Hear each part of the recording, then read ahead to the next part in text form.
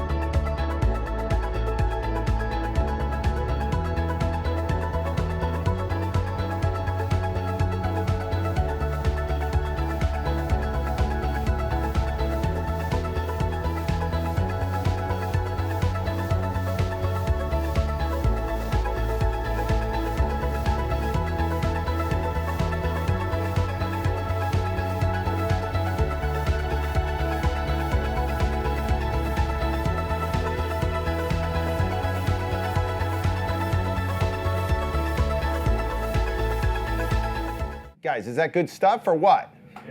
Yeah. Come on. Thank you. So, I feel completely, I'm still to this day, 15 years later, shocked that I put somebody in front of that camera, I press the button, and I make my source of income from it.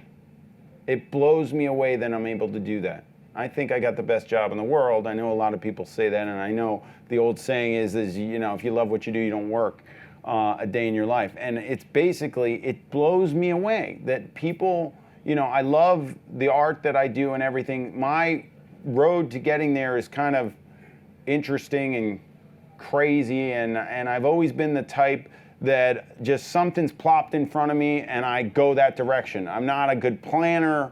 I don't have, like, I didn't grow up being like, I want to be a photographer. I grew up going, I have no clue what I want to do with my life. I just want to get in a sailboat and race sailboats. That was all and I was like, I don't know how I'm going to make a living, but I want to race sailboats. So I graduated from college and I raced sailboats. And Polo, a designer from Donna Karan, sent me over to Polo, who wanted real sailors for an ad campaign. And they were like, you're good looking, get over there, and you're training for the Olympics. That's pretty cool. And then I ended up doing the Polo ad campaign, which is this shot down over here. This was for Ralph Lauren, and then that was for Abercrombie and Fitch. And if you noticed, I'm completely ripped. So I picked up a camera. I stopped sailing as much. I made the United States sailing team in the year 2000. After I made the team, I picked up a camera in June of 2000. The photographer who took these two pictures was Bruce Weber. How many people know who Bruce is? Awesome. If you don't, you look him up. Anybody out there, you look him up. He's amazing. He's my biggest source of inspiration. I think about him when I'm taking pictures all the time and what he would do. And having spent time with him, it really inspired me to do what it is that I do on a daily basis. So definitely my mentor and somebody that means a lot to me. And he told me to pick up a camera. He kept encouraging me. So I'm so glad that I listened to him. And I've always said to him, like, why did you tell me? And why did I do it? And why was I good at it? I don't understand how this all worked. But it did work. And and I found myself in New York with a camera in my hand, and I had gotten into the modeling. Modeling led me into acting, and then obviously when you're modeling and acting, you're also a bartender. So I was the model, actor, bartender dude. And I was like, I'm sick of it. I don't want to be in a bar till 4 a.m. And I was tired, and I was falling asleep on sets when I was doing these modeling jobs. And I was like, I'm going to make this camera work. And I came to this store. I'll never forget it. I can't even talk about it. All right. So, guys, it's just like, I can't, because the guy who helped me here was named Milton. And Milton ran the darkroom area. And Milton is not with us anymore. But every time I came in, and when I made it, and I started to have things happen, I would always come back in here, and he goes, I remember you when you first walked in here and bought your first darkroom. And he helped me. And the years went by, and it meant a lot, and it means a lot. Like, I never thought in a million years I'd be speaking at B&H. I never thought that I'd have my name on their website or sponsored by them when I talk. It means a lot. So, you know, that time when I walked in here, I bought the darkroom, and I came back from Europe, and I was like, I got a camera while I was in Europe. I came back, I came straight here, I bought all this darkroom stuff, and I put it in my mom's basement. So I would do the film myself in my apartment, in my studio apartment with my wife, who ended up getting pregnant with twins. So we're in a studio, and I'm building this fledgling business, and all I would do, I wanted a southern-facing window that was big, and I used natural light, and I plopped my butt on the windowsill, and I put my subject in front of me, and I started all my work like that. And my wife got pregnant with twins, and she would be on the bed while I'm shooting these clients in my fledgling headshot business. And it's crazy to me where it's gone and where it's come. And all this is part of the book. So I want to tell you kind of where it went with sailing. I was done. I finished the Olympics, and I became a weekend warrior, and I still love to sail. And I have two passions in my life. Well, three: my family, sailing, and photography. So this year I turned 45, and the boat that I trained in the Olympics in is this boat right here. It's called the Laser. And when I trained for the Olympics, my weight was between 180 and 185 pounds at the Olympic sailing caliber level I was at. When you turn 45 in the class, you become what's called a master. The Master Worlds were in July of this year. I hadn't sailed the boat since 2011. I was 230 pounds on January 1st. I decided I'm 230 pounds. I can't sail the boat I can't compete at the level I want to compete at unless I'm at least 190 or less. My goal is to be 190 by January 10th. So I went from 230 pounds here on January 1st to 187 on June 12th, but I'm even more ripped on July 9th, and my daughter told me that I was hairy, so I had to shave. And I got down to 187, and guys, I went to the World Championships in Kingston, Ontario, and I finished second place. 3, 2, 1, shebang! That's it. That's it. So that's when I went to the Worlds, and then that's the medal I got when I got second. Sailing's always been important to me, and it taught me a lot. It taught me how to goal set. It taught me how to be the best at something in the world. Everything, when I stopped sailing, I just translated everything that I put on a sailboat onto that camera. And I became laser focused on becoming the best headshot photographer I could. And it's worked out. So I work hard at it, as hard now as I did when I started. But I had blinders on. I was like, there was one goal, there was one focus, and this was all it's gonna be. And fortunately for me, the headshot industry in New York is phenomenal. And fortunately for you, the headshot industry in the world now is phenomenal. Back when I started, I shot all actors. I shot actors every day. You know what that did for me? It got me really good at handling difficult people. An actor has so much pressure on them to get a good headshot. They've got their agent, their manager. They could have all the talent in the world. The marketing tool is the headshot that steps them through the door. You know what that was? That was training ground for me. I'm so good with every individual, no matter what they do, because I had to do somersaults and jump through hoops to get these actors to do what I needed. So what has happened over the past 5 years, I've noticed this.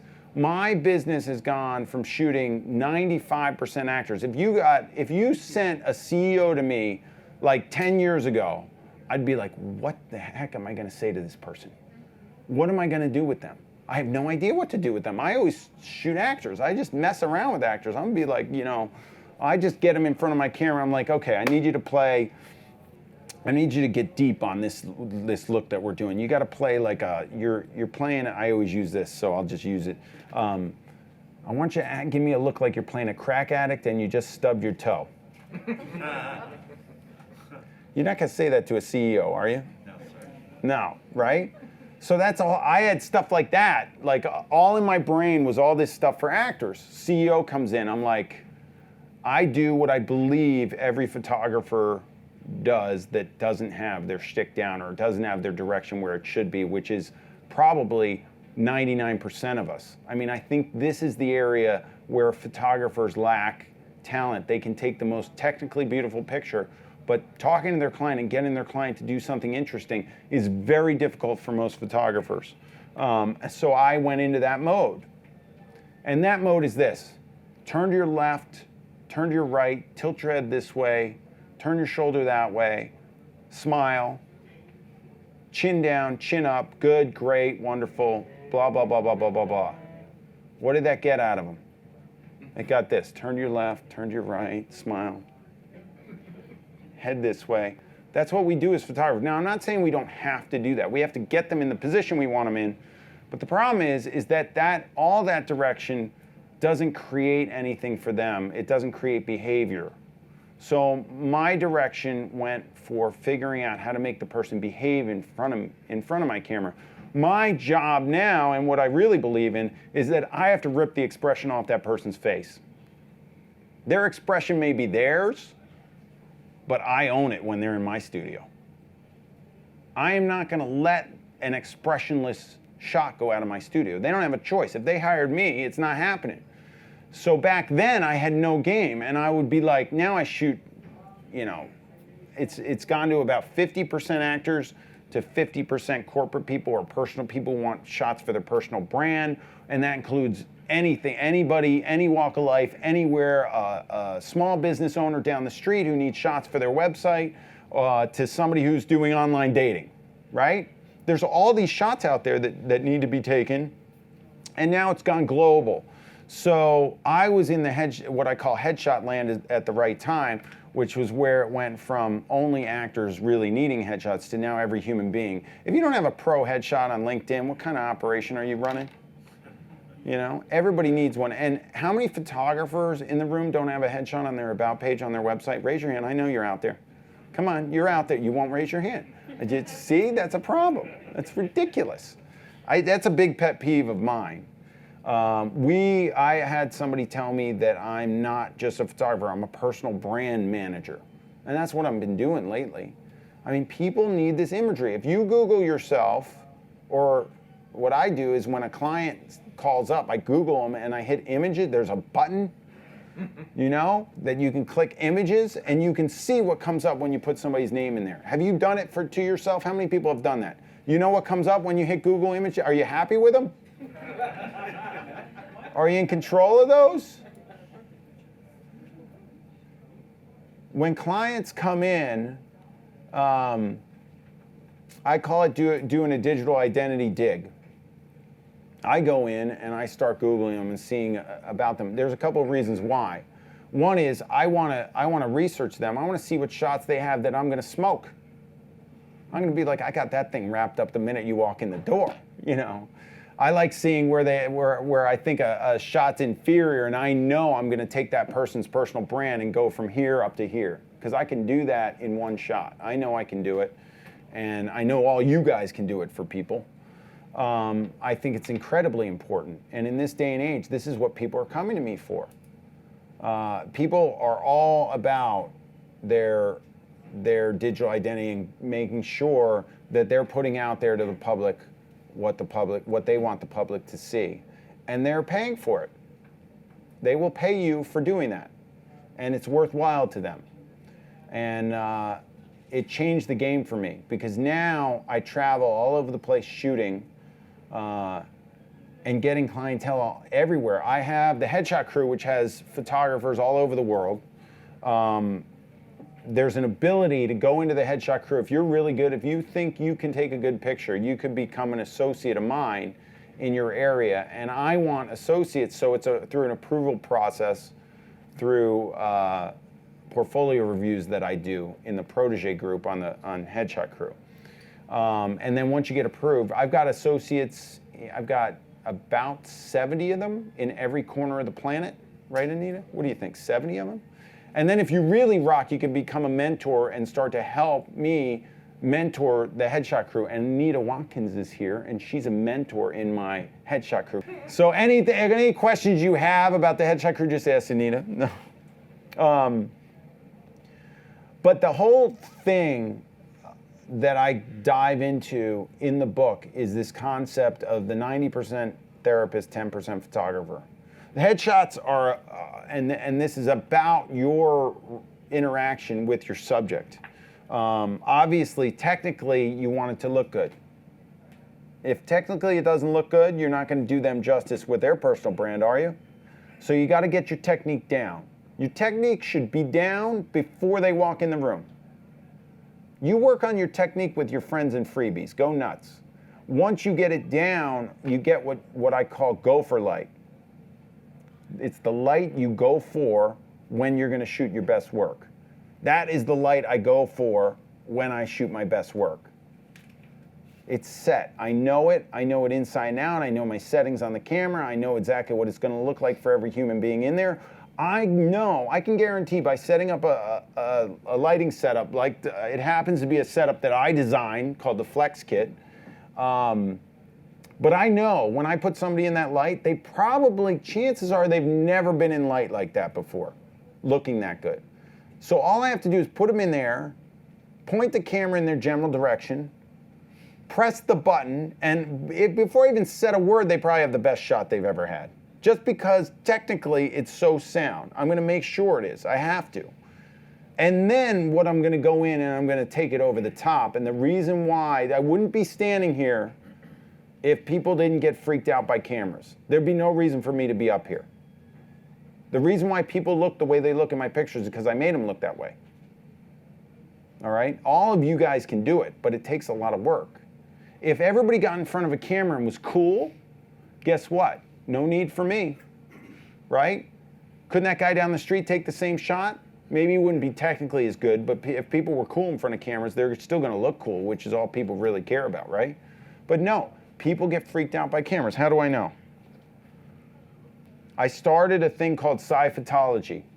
I worked with a psychologist named Anna Hurley, and we did a TED Talk. If you haven't seen it, it's called Bridging the Self-Acceptance Gap. You can find it. It's linked from my site. It's linked on the sci-photology site. You go to sci-photology.com, you take a look at it. You should go to sci-photology.com anyway, because we have a PQ survey. Your PQ is your sci-photology quotient. All right, and we came up with this and we asked you a number of questions. Everybody go to sci-photology.com and suss out your PQ. And your PQ is essentially this. This is the talk that we did. I did it at MIT. Guys, I am not the sharpest tool in the box. All right, let me just tell you. I went to BU. I was on the 5-year plan. I almost failed out, and they said, you have to go to night school, and if you don't get above a 3.0 in night school, we're not gonna let you back in the school. So I went to night school the next semester. I got a 3.43. I got myself out of the hot water, and I went an extra year, which I actually needed because I was a disaster area. And I got an extra year, and I was on the 5-year plan at BU. Do you realize that I did TEDx talk at MIT with the head of brain research from Harvard and the head cancer researcher from MIT right next to me in the same talk, and Dr. Anna Rowley was next to me, beside me, who is one of the leaders in psychotherapy for leadership training. To me, that is a 3, 2, 1, shebang! I was freaked out. I was like, I went to BU, I almost failed out. I'm speaking with these guys. This is awesome.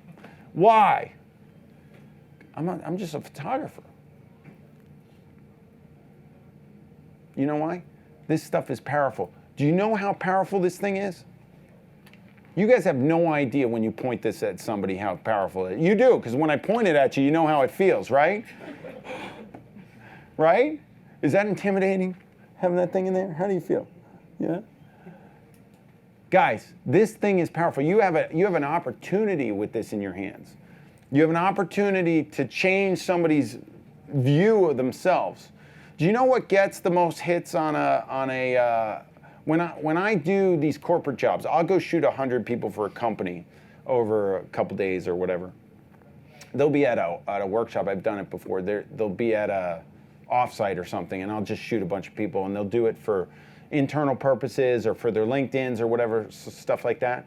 They stop talking about whatever it is they're there to talk about. They all talk about their headshots. They put them on Facebook. The new profile shots get more hits than any other post out there. Have you noticed that?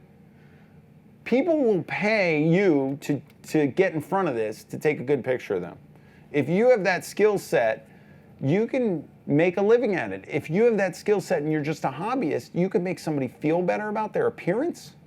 How cool is that? Now here's what happens when you get in front of a camera. There's one of four things. And this is how you determine your PQ. You're either going to own it, you're going to pose, you're going to diminish, or you're going to avoid. That's what we do. The camera goes up, immediately we're going to own it, pose, diminish, or avoid. And let me just see something. Hold on. Oh, it's not in here. Okay. So we're just going to, I have a little graph that shows you the percentages of people that own it, pose, diminish, and avoid, but it's in another presentation, so we'll skip that. But these are the four things that happen. It happens all the time. So the minute I get somebody in front of my camera, I'm reading them to decide whether they own it, they're a poser, they're diminishing, and they're avoiding. Now, about 60% of the people diminish. All right? When I modeled, I was a diminisher. I'd get in front of the camera, I'd be like, I have no idea what to do. What the heck am I gonna do? You know, I was a model I didn't go into modeling, I didn't go to Barbizon and do any training, I didn't get schooled in modeling. I was like, you go any modeling school. I was just, all of a sudden they said, hey, you're in here, take a picture. That was it. So I started getting these modeling jobs. So this was pretty funny. I tell this story sometimes. I started getting these modeling jobs, and I got a lot of work for Wrangler. So one year I was like the Wrangler guy. I was like wearing Wrangler jeans all over the place. They had me do their ad campaign. The hardest thing for a model to do is stand on a white cyc. If you don't know what a white cyc is, a cyclorama is the wall with the curve in it. So it's all white, and when you photograph it, everything goes white, and the person looks like they're standing in an infinity wall. So I'm standing there, and I'm on the white cyc, and I got the Wrangler jeans on, and I had been bartending till like 4 a.m. So I was exhausted, and I really didn't know how to model. So I didn't have any skill. If you look at my pictures, it is so obvious that I had good pictures when the photographer made me feel cool, and I had horrible pictures when the photographer didn't know what to tell me to do. So now I'm on this thing, and I'm getting paid, and Wrangler, it was a big pay. I mean, Wrangler, good money. And the art director and the creatives and everybody is like watching me, which, you know, I can't stand as a photographer, let alone as a model. You don't want everybody watching you, my goodness. But they are, and that has to be done because the photographer's dealing with it. I don't remember who the photographer was, but the photographer points the camera at me, got all the lights set up, and says, okay, here we go. And I'm like, great, here we go. And he says, okay, do what you do.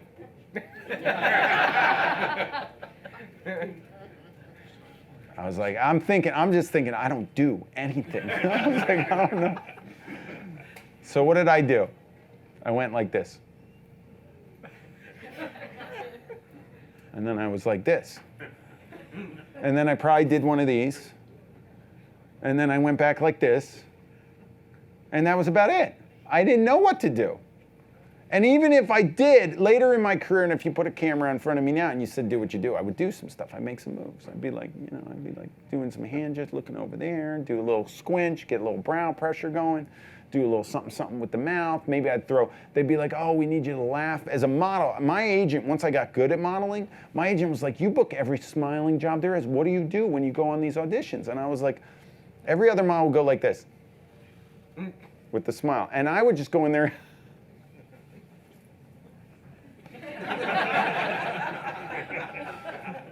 On the casting, and they'd be like, how'd you do that? I was like, I don't know, I just fake smile and I get every job. I was like, it's like great. It was great. So I had a decent modeling career, but and this was after I knew it. This was after the guy told me, do what you do, right? But it was then that I realized that I didn't really do anything. I didn't know what to do, and now I realize when models come in with me, they got 5 moves. You got 5 moves, right? Whatever they're gonna do. That's why I always they asked me if I wanted a model for this. I never use models. I like photographing people. I don't want anything put on the person. I just want to photograph a person. The models that come in, I just want to photograph them as people. They're people, right? And their 5 moves might help me for 5 minutes, 2 minutes maybe. After they get past 2 minutes, they got no other moves. What other moves are they going to do unless I get them to do some moves? So your job is to get them to do some moves. So when a lot of times I'll do, a trade show or something, they'll throw a model up in front of me and the model just starts modeling like, and I'm like, will you put your hands down and stop doing that? What are you doing? What are they doing? They're posing. I don't want any posing. I want real stuff. I want juice. I want to shoot them. I call it camera invisibility. I want to shoot them as if the camera's not even there. Camera is not there. That's how I want to shoot them. That's what's most important to me. So now, people who aren't used to being in front of cameras, most models are going to pose. I'm trying to snap them out of it, and I'm trying to run people up this scale. So people that avoid, how many people would say they avoid cameras like the play? You guys you like being behind them, right? Yeah. Right? Okay. You have an affliction that I like to call PAS. For those who don't know what PAS is, picture avoidance syndrome, right? Okay, so I shoot for a lot of corporate clients, right? The company says, hey, we need our website to look like this, this, and this. You have to go to Peter and you have to get your headshot. The person comes in. Do they want to be there? Do not want to be there. They're like, I can't deal with this. I don't want to be there. This is like going to the dentist. Like, why is my boss doing this to me? I have to be there. They want to take my picture. Are you kidding me? And they come in my door. What do you do with that? Is that a wonderful situation to be in?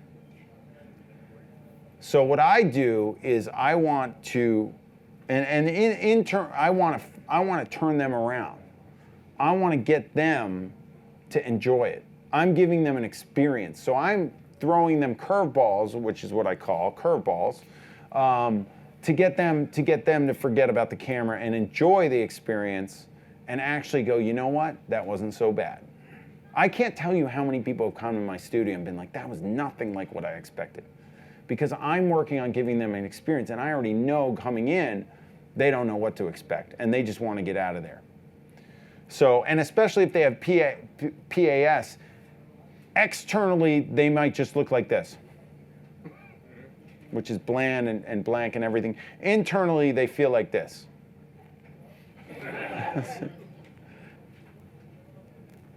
People are going to be stiff and lifeless in front of your camera. They're going to be like me with the photographer who says, just do what you do. Nobody knows what to do. You are their mirror. How many people can see their face right now? That's it. There it is. It's right on you.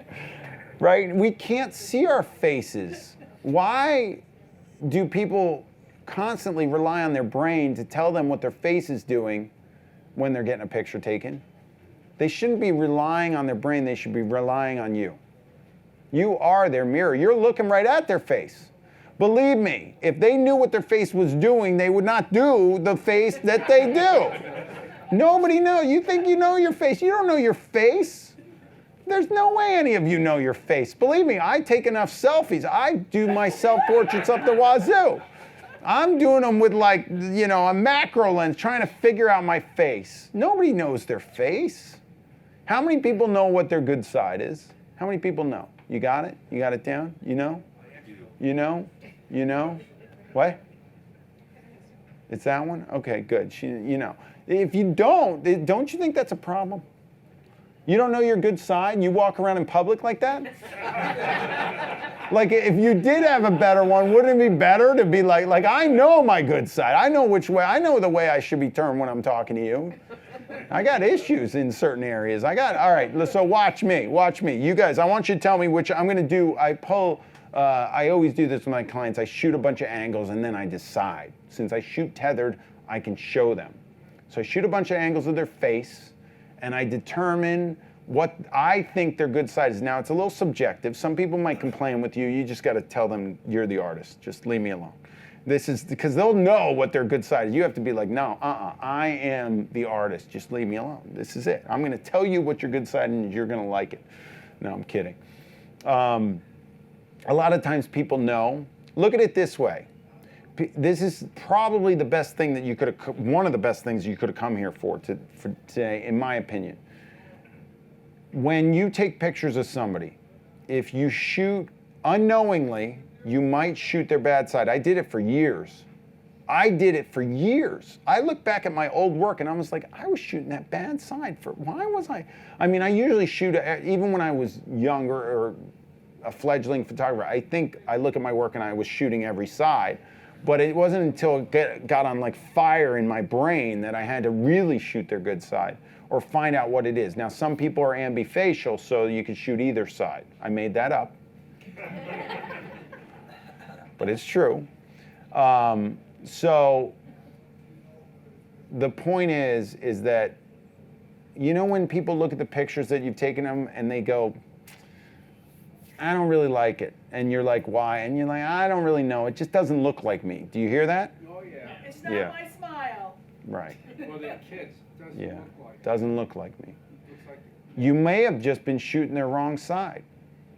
You may have just missed their side. They're used to seeing their good side. We also have a mirror relationship with ourselves, so hopefully you look at yourself in a mirror more than you look at yourself in pictures. So,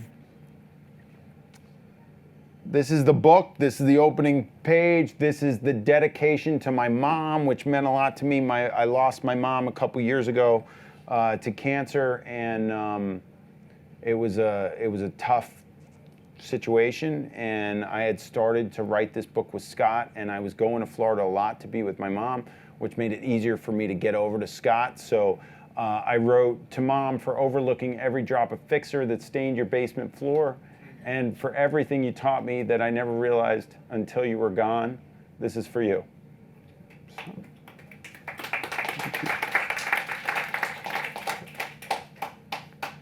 And yeah, I miss her dearly.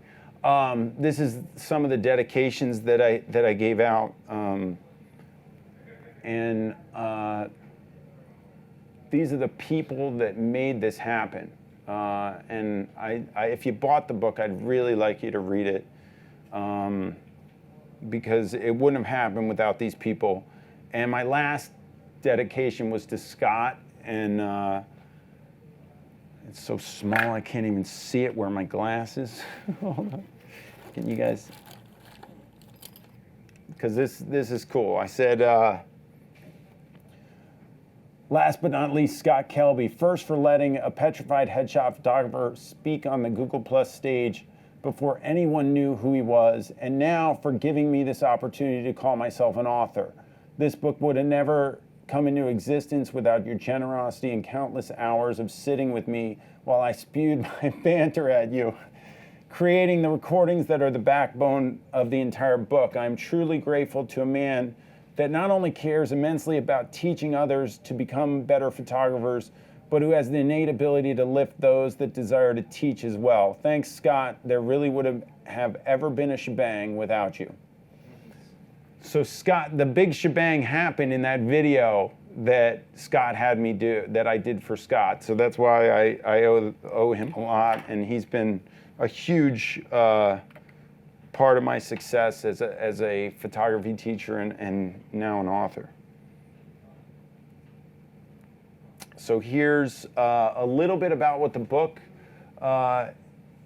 it's funny because there's some stories in here that when I wrote the book, I put it all together, and this was like at the end. And they were like, no, we need to put it at the beginning. And I was like, really? I was like, so they put something that I usually talk about at the end of my workshop. So for me, being a portrait photographer, it's all about people. And I call this thing that I did the ricochet effect. I'm quick, and I don't know if I spelled ricochet right or not, so don't give me any, I have no idea. But this is essentially what it is. I'm taking a headshot, but I want them to feel something. I don't want it just to be a headshot. I want them to remember it. I am capturing a moment in time in that person's life at that moment, and I'm going to give them, whether they know it or not, the best picture of their life at that moment. At that moment I will, because I'm the only one taking the picture. No, but I really try to take the best picture of a person's life. Whether they know, obviously, everybody's at a different stage of the game. And if I look back at the pictures over my life, I like pictures that are taken of me now. But you want to take a great picture of that person at that time in their life. So I want them to feel something. So I needed a purpose. I've been shooting headshots since 2000, I'd say. So it's 15 years. And I've been doing it on a white background. When I plop myself on the windowsill, I put V-flats, white foam core board behind the person, and those are the pictures that I shot. So for 15 years, I've photographed people on a white background, and everybody's like, do you get bored? And I'm like, and I did. I got burnt out. A while ago, I got really burnt out, and I was like, what am I gonna do? And luckily I found teaching, but what I really found is a purpose. And my purpose is to give them an incredible experience and have them feel something. And it's this: to touch anyone in front of my camera in a way that captures a human expression that's authentic, reactive, and based on trust. That's what I really like to do. So I want an authentic, a human expression that's authentic. So it's gotta not be as if they're in front of a camera. Reactive, to me, my work is all reactive. It's all based on reaction. If you read the book, all the stuff that is basically direction-based and part of my Hurley headshot system, we're going to talk about that because I'm going to bring it up, is the reactive part. To me, it's about that reaction that you create from the direction that you give. And it's all based on trust. So they believe that you know what you're doing. If you know what you're doing and they trust you to pull the best out of them, you're going to have a successful shoot. You're going to get amazing stuff. And I put it into an acronym.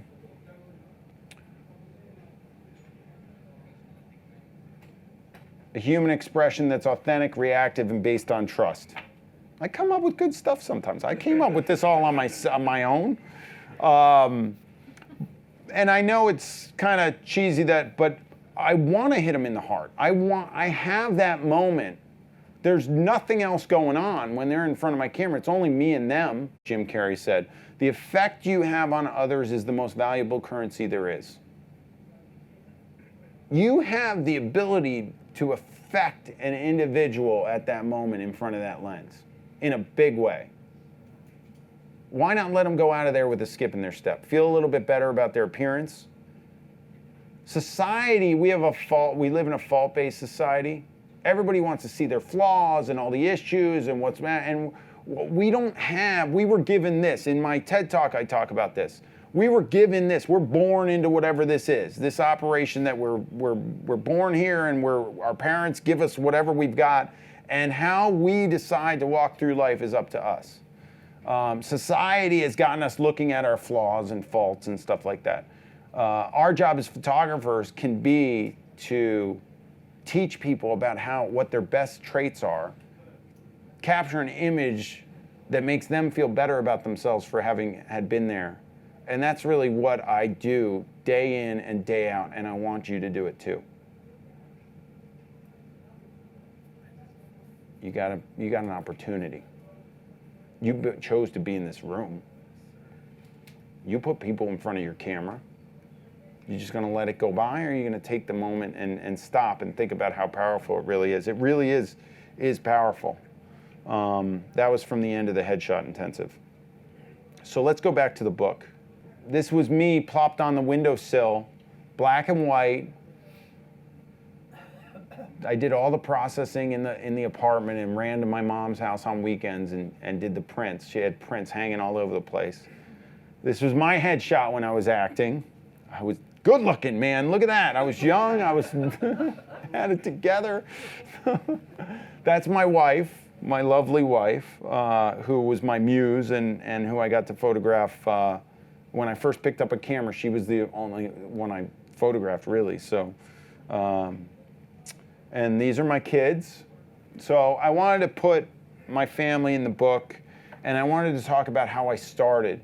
So this is my studio now, and I'm shooting, these are natural light headshots. I get questions from people that get really caught up in the technical, and I wanted to start the book the way that I started, which was not technical, but just with the camera in my hand and using natural light. I think, and this lighting evolved from that. So this was window light from behind. When I moved into a studio, when I was ready, I had a successful thing going on, and I was shooting in the apartment, and the kids were like born, and then they're screaming. I had one client walk out on me. They're screaming in the other room, these babies, and I'm shooting, and this one client was like, "I'm out of here," and she left. I was like, "Jeez, it's a little rough." I was like, "This time I better get out of the apartment and get a studio."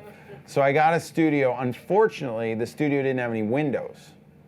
So I had no windows, and I was freaked out because I didn't know light very well when I started.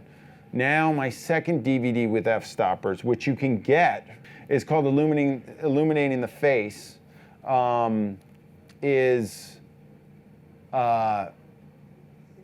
all about light and my journey to know light. And it was like an awareness thing, and it took me years and years and years and years to get to know light. I don't think as photographers, there's two things I don't think you ever master. I don't think you ever completely master light. I think you can get close to being really good at lighting, but I don't know that you completely master it. One thing that I will never, ever, ever master as a photographer is direction. My direction is always changing. My direction now is completely different than my direction was 4 years ago. My direction changes like crazy. I'm always searching for the next way to direct. So I started with natural light, so I just wanted to start the book that way. I'm shooting natural light there. I make a product called Hurley Pro Board, which I bring with me everywhere on all my things. Go to hurleyprogear.com and you can pick up a board if you want. This was in the studio though. This is not natural light, but that one is. But here's an ad that I ran early in my career when I was starting. This is an example of, I went to Hawaii and I got to shoot the cast and crew of Lost. Best job I did. Amazing job. It was great. They were filming. Any Lost fans? You watch the show? Amazing show. Very cool.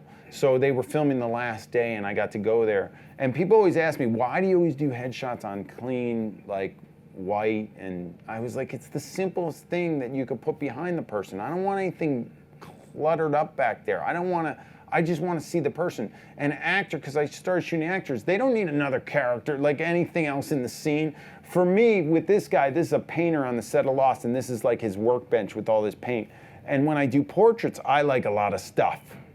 I like stuff in there. Environmental portrait, I want your eye to visually go around the scene and see different things. But for an actor, you don't want that. You want to just see the actor. So this was an example of that. This is my favorite portrait I've ever taken. It looks really beautiful if you see it on the, it's a little better over there, but you can see into the nooks and crannies of it.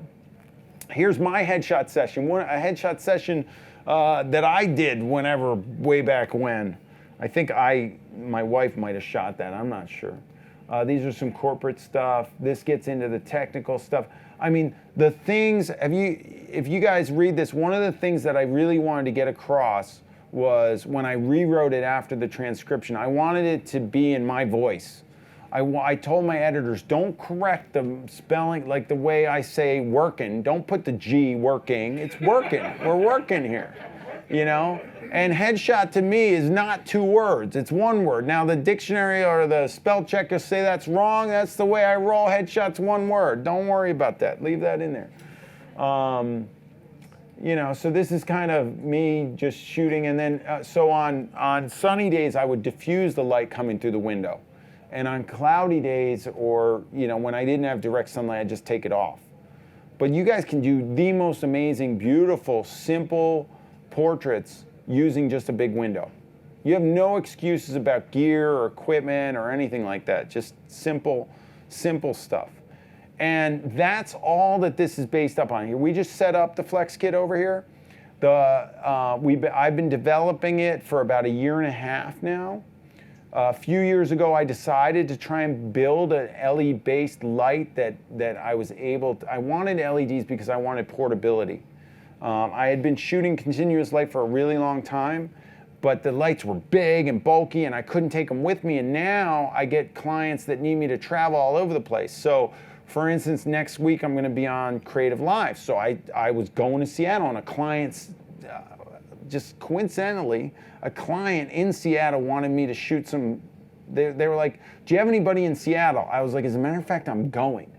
So what am I doing? I'm bringing my Flex Kit to Seattle, which I would have never done before. I would have had to rent lights out there and do all that. But now I fit these in a bag that easily goes on the plane with me, and boom, shakalaka. I am there with my Flex Kit with the light I'm comfortable with, and I can do my job anywhere in the world just by taking these lights. So this is the standard setup that I do, which is a square. I like to put in a square because, again, it goes back to that window light.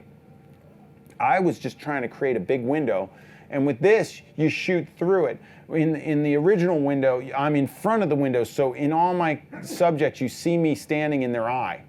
In the reflection in their eye, you see me there, which is kind of cool when I look back at those. With these, you don't see that because I'm behind it now, behind the light source. But this is, we're going to show you this light. I'm just going to get going and stop doing all my random banner and talk. And so I like the background with strobe. There's my lovely wife again. I can't get enough of her. I had to put her in there. This is just about catch lights and stuff like that. And there's just a ton of information. And I am telling you that when they said I was writing the book, I'm telling you, I did not want to leave 1 ounce of it out. I tried to jam this sucker with everything that I could. By the way, this is the I have to thank this woman right here, because from January, what happened was the book was taking so long, and in January I was like, oh my gosh, the book's been pre-ordered, we got problems, like I've got all these deadlines, I really have to get this book done. So every day from January till June, I finished it in June. From January till June, every day that I was in New York in my studio, I would shoot all day, go home, have dinner. I lived 2 blocks away, go back to the studio and stay till 12, 1 or 2 in the morning every day. And she put up with it. So I have to thank her. And she's an angel and amazing because she lets me do my thing. She's really supportive. I think my success has to be credited to her for allowing me to do what it is that I love to do. I love to sail. My wife lets me go sailing. I love to take pictures. My wife lets me go take pictures. We have a great relationship because of that. So that's really important. But here's just going through the book. One of the biggest questions I get is how to get rid of the glaring glasses. Read the book if you want to know. Here's some of my just sussing out people and getting them. Here's what I do to find the good side, where I turn people around a lot and look at all the different angles. You want to look at their faces and decide. If you capture it wrong, it is not a wonderful thing. Which side do you think this guy would rather be captured on? Right? What about her? Isn't it obvious? No, bottom one, stop it. Worker, you got issues. Who said that? Bottom one, right? Bottom on both looks way better than the top. You with me? Yeah. Whose eye has to see that? Yours. They're not going to tell you a lot of times. A lot of times, come on, guys. Obviously, you don't know. How the heck is your client going to know? It's your job. It's your job. All right, who's got like one really good side and one that's just horrific? Like, really? Yeah, because this is the side I have. No, but that doesn't count. That's just in your, all right, that's different. Now, how about born, if you were born with one side that's horrific? Oh, yeah. You gotta go that route. It's a good contrast. No, but people think that. Like I'll and with actors, I mess with them. I'm like, look, if you have to walk in on the red carpet, you're gonna have to walk backwards if they're shooting this side. I mean, you gotta, you want to get this side, you gotta like, you know. So, corporate stuff. Getting a solid corporate shot out of somebody, important these days. Everybody needs one. Guys, if you're shooting portrait, how many people charge for photography? How many hobbyists? How many people that are hobbyists would like to charge for photography eventually? Oh, good, I like that, good. We got a good group here. Entry point into charging for photography, headshots is one of them. You can do it. If you build a portfolio that is good enough for you to charge for it, you have to feel comfortable with what you're charging. There's a big psychological thing around pricing, and it's psychological on their end and it's psychological on our end. So for instance, I'm very comfortable charging my rates now. If you told me in 2000 that I was going to charge the rates I charge now and somebody handed that amount of money to me, I would pass out. I'd be like, don't give me that. I can't, no way, I can't take your picture for that amount of money. And now if you don't hand me my fee, I'm like, yeah, I'm not taking your picture for that amount of money. You with me? So you have to decide where you're comfortable because you want it to feel worthwhile to you and to them. And then they have to figure out how deep in their pockets they're gonna go to pay for you and whether it's worth it to them. Now, I had a situation arise with a casting director who was sending me a lot of people. It was awesome. I was going up the ladder of headshot, there was like a pecking order in town of the best headshot photographers, and there was a book where they all came out in, and I started advertising this book, and I started to run up the ladder, and then I started to smoke people, and then this casting director came along and said, "You're the best," and started to send me everybody.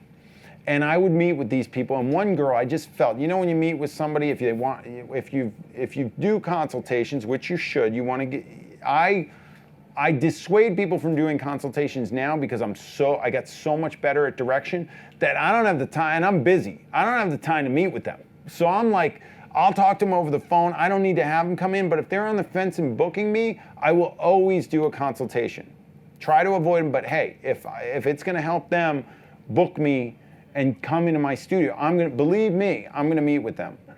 Sometimes it's really helpful for the shoot too, because you pick up cues and stuff. Always write notes about the people that you're talking to so that you have something to talk about when they come in. Like sometimes my consultations happen and a month later I see the person.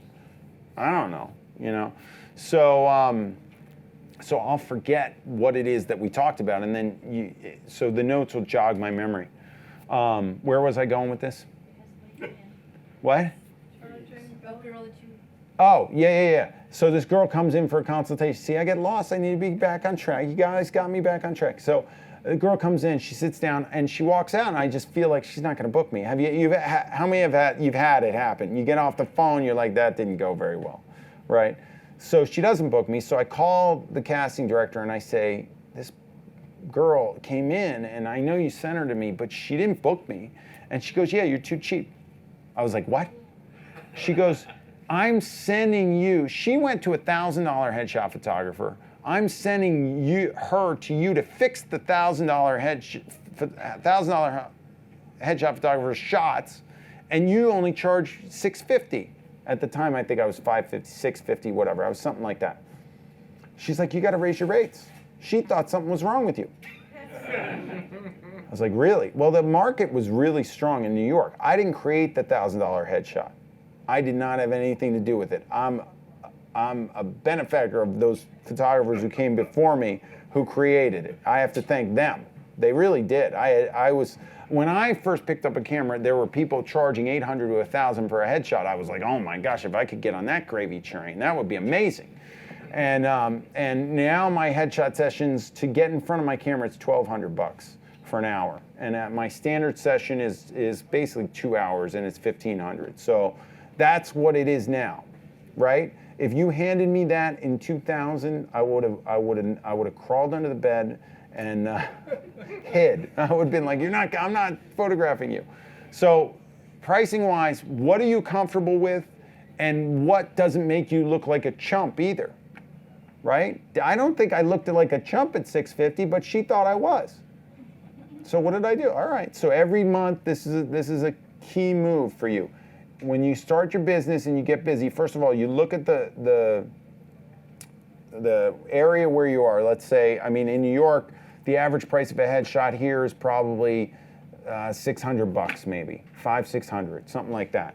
If you're in LA, the average price is probably $300-400. If you're in Middle America, it's probably $200-300, $150. I don't know. You got to look at the climate where you are and look at the landscape of what the other photographers are doing, and then figure out where you fit in, so that you feel like you're giving value, but you're also not so cheap that you look like you don't know what the heck you are doing. All right? There has to be a fine line. And wherever you start that price point, or wherever that price point is now, every month you're busy. Every month I was busy, I raised it $50. In New York, it can handle $50 because there's a big range. In a small town, it's not going to handle a $50 increase, but it might handle $25. So you do a $25 increase every time. If you're busy, what are you doing? How many people are busy and not raising their rates? Who's in here? Come on, today. Who's raising their rates today? You're busy? Raising rates. Are we raising rates? Who's busy? You're busy. Who's busy? You're busy. If you feel busy, you're raising your rate. The economy's good again. Come on, raise and jack them, right? Get them up there. We provide a service, and if you're good, you should be raising your rates, right? You got to save up for a flex kit. Come on.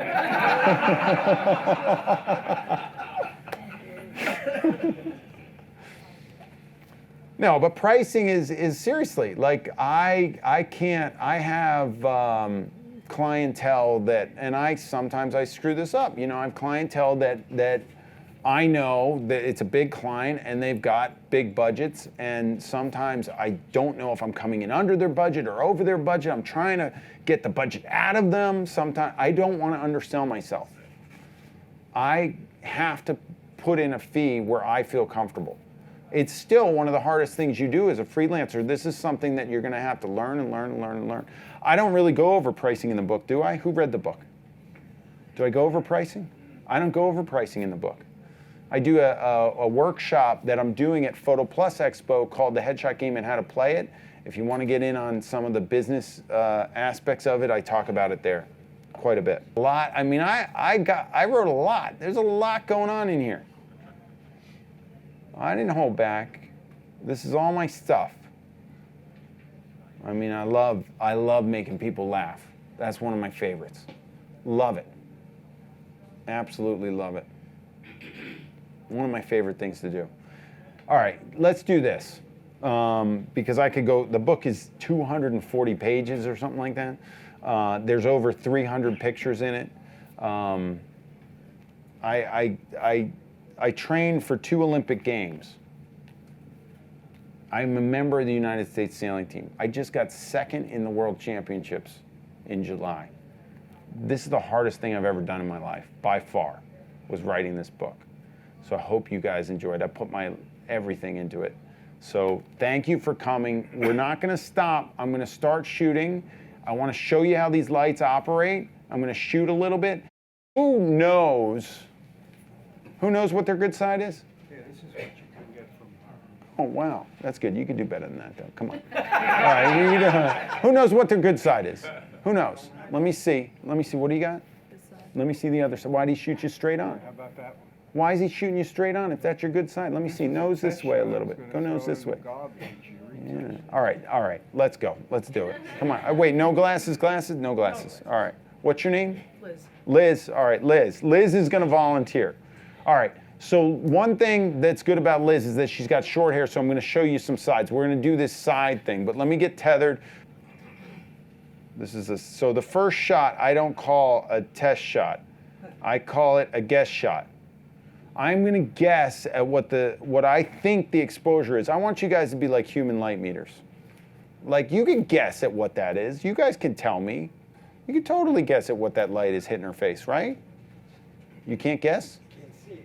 You can't see? Just guess. What's your ISO? So we got to pick an ISO, and we're going to do it as a room. We're going to do a guess shot. The reason why we guess is because I want it close enough that I can use the shot. If it's overexposed, I want it close. I don't want to just take a shot and have it be black and then adjust from there. I never do that. And the reason why is because I was shooting a wedding. I had these two actors that got married, and they asked me to shoot their wedding, and I hadn't shot weddings for years. I was like, I don't really do it, but I'll do it. They're like, do it for us. So I was like, okay. So she wanted a photo booth type thing set up. So I was like, okay. And she brought this hideous backdrop that I hated. And I was like, I hate that backdrop. She's like, I was like, I got to find somewhere else. So I went around this place, and I found this wooden room with this like oak backdrop that I loved. And I set up my lights, and I told my assistant, okay, it's gonna be a photo booth, and I want people moving around. So I gotta go at pretty high shutter speed. And I want you to just jump in there, and I'll take a test shot, but we're not calling it that. We're doing a guess shot. I'm gonna take a guess. I didn't know at the time it was a guess shot. It was a test shot, but now I guess. All right, so I was gonna take the guess shot. He jumped, and boom, I took the guess shot, and it ended up on the cover of Rangefinder magazine. 3, 2, 1, shebang! All right, so do you think that I could ever get him jumping like that again? Do you think I would ever get that shot? I'd never get that shot again. I'd never get the expression. I'd never get the glorious hair flow. I'd never get any of that if I didn't guess. So now, every time, I always guess. All right, guys, so let's look at the light. I like my light jammed in people's faces. That's about how tight I like my window. Guys, look at the light on her who can see it. If you were a human light meter, where would you be? ISO 100. Everybody think 100 is good? Yeah. So it's continuous light. If I go ISO 100, that means aperture, shutter speed. Do we want a really sharp image from the front of the nose to the back of the hair? Or do we want do we want to mess a little, do we want a little fall off, or what do we want? F8. You want F8? All right, so I think 100 ISO is going to give me, I need a little bit more juice than that. All right, I don't need to go 400, but I think I'm going to go, let's go 200, all right? Now everybody's looking at me and goes, he knows exactly what the setting is. Yeah. But let's let you guys guess. Okay, so 200. So then, now she's a little fidgety, right? She's nervous, she's freaking out in there. Are you an owner, a poser, a diminisher, or an avoider? Where would you, if you were going to guess? I'd say probably a poser. Poser, okay, that's fine. All right, yeah, and that's probably you. I think she's going to do well in there. She volunteered to get in there. She's standing there. She didn't. You did? All right. It's okay. I want to get away from her for a while. All right. So what I'm going to do with Liz? So let's take a shot. So we're going to go. Give me a shutter speed, guys. I'm at 200 ISO. We don't want to be at a 60th of a second because there's going to be some movement, right? We don't want to be 800, 1/125th, 125, 1/125th. All right, we'll go. I'm with you guys. Let's go 1/125th ISO 200. Give me an aperture. 6.3, 5.6, 5.6. Is everybody all right with 5.6? You want to go 6.3? 6.3?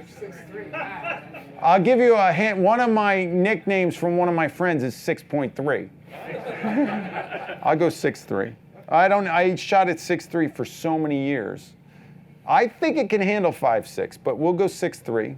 If we blow her out a little bit, she'll be happier. She likes retouching. Less retouching to do that way. All right, why you turn that way? Well, you said you. I'm just curious. Why did? I'm not asking you. That's my good side. All right, turn straight towards. So let's just do straight in. I usually shoot. I don't really give them much right off the bat, but I will usually just assess their behavior a little bit. So let me see. I'm assessing. Why is your chin up that high? Good. So there we go. All right. So exposure-wise, pretty good. It's a little dark. It's a little warm. All right. So what am I going to do? Right when I start. So this came in. I didn't touch any of the settings. This came in like this, right? And every screen's different. I'm looking at a calibrated monitor. Guys, who calibrates? Who doesn't calibrate? Raise your hand. Come on. Who doesn't? Okay. You're going to walk out there. There's a section where they have X-Rite products. You're going to buy an i1 display, and you're going to go calibrate your monitor. Because otherwise, you're running blind, guys.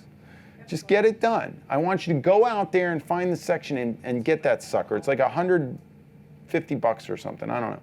So when you start a session, first thing you do, you got to get your settings right. Now, every monitor in here is going to be a little different. I'm going off mine, and it looks a little warm. So what am I going to do? I'm just going to pop it down. I'm going to keep popping. I'm going to keep popping. I'm down from 5,900 to 5352, and it's starting to come together for me. I'm also looking I'm not only looking at her, I'm looking at the background. So the background, I love shooting my white wall and letting it fall off to gray. However, that blind that we're using, because I didn't bring a backdrop with me, that blind's got it's got a yellow hint in it, doesn't it? It's a little yellow, isn't it? So if it was white, I could go off of it to try and adjust it with my eye. Now, some of you may shoot a gray card and use that. You might be fine with that to get a ballpark, but in my opinion, you always have to tweak it because her skin tone's different than my skin tone, which is different than your skin tone, which is different. Is a gray card going to tell me the difference between your skin tone and mine? I don't think so. I don't think so. So what do we have to do? We have to account for that. So I'm at 5177, and it looks pretty good to me. It looks a little bit cooler on that screen, but it looks pretty good here. Are we good with that? All right. And the tint is -5, which is a little bit more towards the green side, and she looks a little bit warm, so I could probably bring it down even. Let me bring it up first and just see if we pump some red into it. Yeah, it's too much. I don't know. I really don't move this much. I actually don't mind putting a little bit of a little more tint into it. I'll leave it at 1.0. I shoot raw. Guys, if you just don't shoot unless you're shooting raw. I don't know why you wouldn't do that. Just raw. I can always adjust it later. I'm good with it. Exposure-wise, on my screen, it looks really good. Liz, are you okay with that? What, with the picture? The exposure. Oh, wait a minute. I gotta step back because I'm being blind to the memory. Thank you very much. All right, so straight on, she's not bad, right? Do you see the crop? Look at the way I cropped. Do you see the height of my camera? You see the height of my camera? Look at the height of my camera, right? Why do I shoot on a tripod? Guys, if you want to buy the best tripod in the world, we got to talk about it because I love it. This tripod is it's like 4 years old. It's a Feisel 3472 LV. I do not shoot without it. It's very rare that you'll see me handhold. I'm always on a tripod. Couple reasons why. I direct with my hands. I like to direct with my hands. I also like to look at how tall I am and how tall she is. I like my shots to look consistent height-wise. Her height's not going to change, right? Is it going to change over the course of the session? Yes, sir. Unless she changes her shoes, right?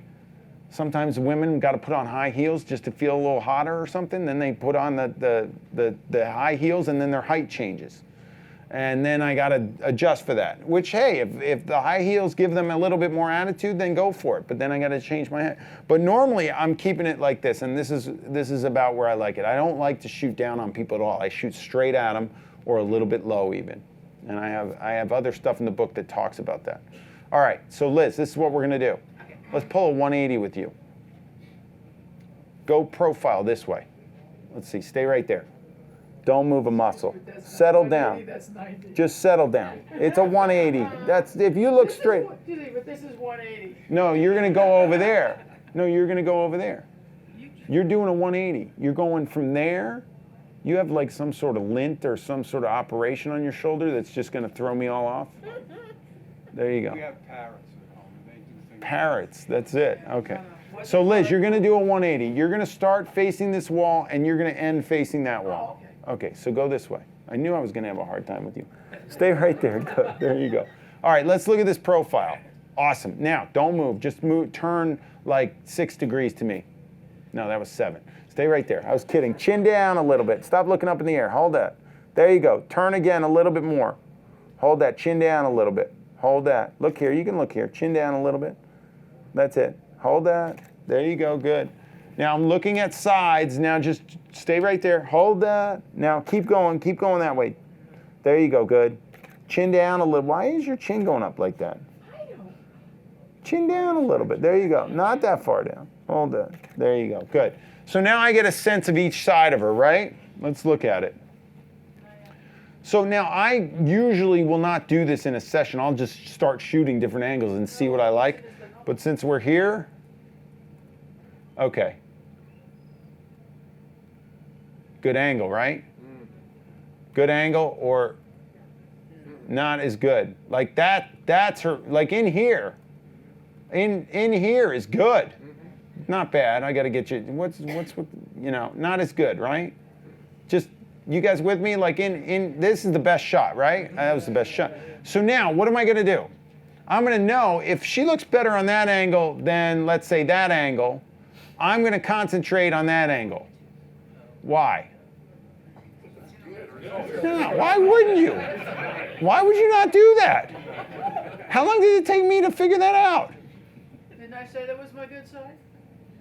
Now she's going with the glasses. All right, we could, no, because then we got to get into how to get the glare out of the glasses. We don't have time for that.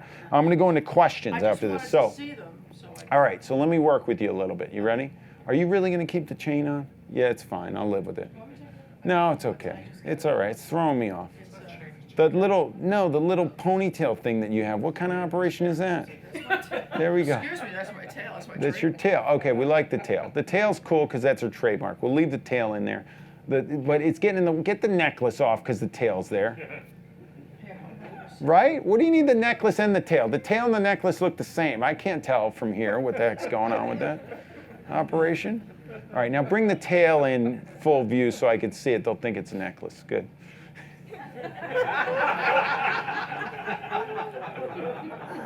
All right. Now, don't put your hands on your hips. It makes you wander. That's a big. I have another video coming out, and it's called. I'll let the cat out of the bag here. It's also in the book. It's called Holding Your Sub. I want everybody to sit there. Everybody sit where you are. Sit up straight, and imagine you're holding a 6-foot sub. Don't hit the people next to you, though. Look at my arms, the way they go down like this. If I go like this, what looks better in a headshot? This or this? Now, I'm cutting my hands off, but let's say I wasn't. I just dropped my arms and turned my hands this way. But then I still got it, right? So that's better. Now, hold your sub, though. Keep your elbows in. I can't see it. Could you imagine a 6-foot sub in front of your body and like you're holding it? Yeah, but no, it's fell already. It would have fell over the floor. Put your elbows in. Act like this. Do this. Oh, okay. I mean, people, when you're standing here and the light's in your face, you can't see anything. Yeah, that's it. Scoot back a little bit. You're ahead of my light convergence. There you go. Stand up straight. Good. Jam your forehead out to the camera like a chicken. Yeah, chin down a little bit. Hold that. Hold that. Chin down a little bit. Yeah, hold that. You know, go. Yeah, that's your side. Absolutely. Wait, go nose. Go nose that way. Let me see something. Go nose that way. Now bring your nose back this way. Yeah, we're gonna work over there. Turn your body that way. Keep going. Keep going. Hold your sub. Stop. Don't not hold your sub. Jam your forehead out towards it. Tilt your head this way and chin down a little bit. All right, hold that. Hold that. That's it. Stand up straight. What are you doing? She's having fun in there. Closed mouth, tiny smile. Start there. Stand up straight. Drop the shoulder. Lean towards me. There you go. Turn the shoulder back this way a little bit. That's it. Follow my hand. Tilt. Imagine there's a suction cup attached to you. Tilt down. Chin down. Right there. Hold that. Closed mouth, tiny smile. Tiny smile. Closed mouth. Hold that. Hold that for me. Chin down more than you think. Hold that. Guys, did we get a shebang there? Did we get a shebang? Yeah. 3, 2, 1, shebang! Guys, thank you for being here, for talking about my new book, The Headshot, and for watching me work with my new lights from the Flex Kit. I appreciate you all coming, and it's great to be at B&H. And I call this place, for me, this is the toy store. This is, if somebody gives me a gift card from here, this is where it's at. So I love coming here, I love buying stuff, and it's just awesome. So I know you guys appreciate it. And the fact that they bring in speakers and I get to do this is a bonus round. So thank you, everybody. Whether you're a hobbyist or a professional, B&H has the answers to your questions.